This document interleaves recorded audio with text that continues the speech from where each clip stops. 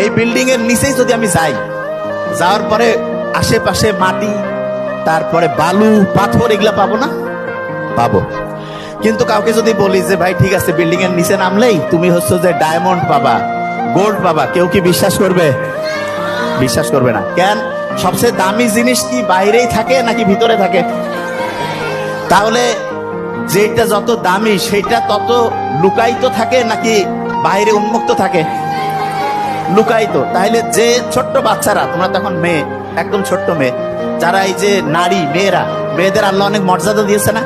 তাহলে মেয়েদের যে সৌন্দর্য, এটা দামি জিনিস না কম দামি? তাহলে দামি জিনিস কি বাইরে উন্মুক্ত থাকবে নাকি প্যাকেট করা থাকবে? প্যাকেট করা। Very nice. কি থাকবে?